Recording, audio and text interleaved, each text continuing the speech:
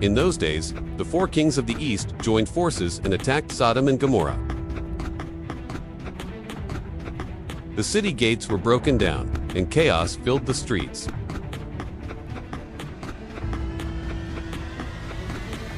They captured Abram's nephew Lot, his family, and all their possessions, and carried them away.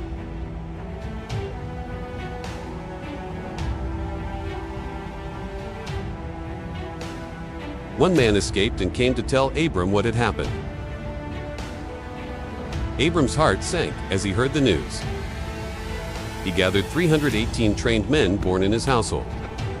This cannot be. Abram said, My nephew Lot has been taken captive. He must not perish with the wicked.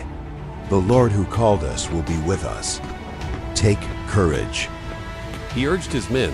The one who is with us is greater than the world itself. That night, under the cover of darkness, Abram and his men launched a surprise attack against the enemy. At last, Abram recovered his nephew Lot, all his possessions, and the people who had been taken. Abram returned triumphantly, bringing Lot, the rescued people, and all the spoils of war back with him. As the dust of the wilderness settled, a figure appeared before Abram. It was Melchizedek, king of Salem, and priest of God Most High, who came to bless him. After the battle, while Abram's heart was still trembling with fear, the word of the Lord came to him in a vision during the quiet of the night. O Lord, what will you give me? Abram said, For I remain childless. Then the Lord said, Look up toward heaven and count the stars. Indeed, you can count them. So shall your descendants be. Abram replied, O Lord, how can I know that I will possess this land? It was not a question of doubt, but of faith seeking assurance in the promise of God. Bring me a heifer, a goat, and a ram, each 3 years old, along with a dove and a young pigeon.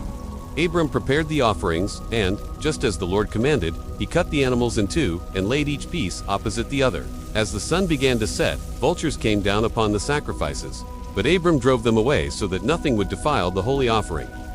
His heart was filled with reverence and love, longing to give himself wholly to God. Before the sacred altar, Abram stayed awake through the night, praying in devotion. When the sun had set, a deep sleep fell upon him, and a great and dreadful darkness covered him. The air grew still, and then the voice of God spoke. Know for certain that your descendants will be strangers in a land not their own, where they will be enslaved and oppressed for 400 years. But I will judge the nation they serve, and afterward they will come out with great possessions. This was a shadow of things to come, a prophecy that would be fulfilled centuries later in the days of Moses. On the day the mighty hand of God delivered them, the promise of salvation spoken this night to Abram was fulfilled.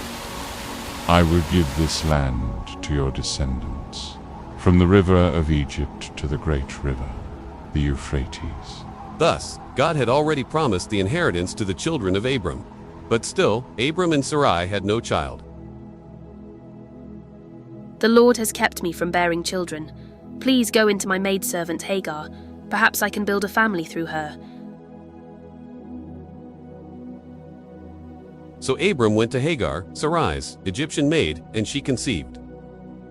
But when Hagar knew she was pregnant, she began to despise her mistress. I gave my maid into your arms, and now that she knows she is with child, she looks down on me. May the Lord judge between you and me. Your maid is in your hands. Do with her whatever you think best. Then Sarai mistreated Hagar, and Hagar fled from her mistress into the wilderness. Alone and weary, Hagar came to rest beside a spring on the road to Shur. There, the angel of the Lord found her. Hagar, servant of Sarai, where have you come from, and where are you going? I am fleeing from my mistress Sarai. Return to your mistress and submit to her. I will greatly multiply your descendants, so that they will be too numerous to count. You are now pregnant and will give birth to a son. You shall name him Ishmael, for the Lord has heard your misery. He will be like a wild donkey among men. His hand will be against everyone, and everyone's hand against him, and he will live in hostility among his brothers. Hagar gave this name to the Lord, who spoke to her. You are the God who sees me. She said, For I have seen the one who looks after me here. From that day on, Hagar gave the spring the name Bir Lahai Roi, which means the well of the living one who sees me. That well lies between Kadesh and Beer. Hagar returned and gave birth to a son, and Abram named him Ishmael. At that time, Abram was 86 years old. We'd love to share God's story with a wider audience. Your subscription and like would mean the world to us.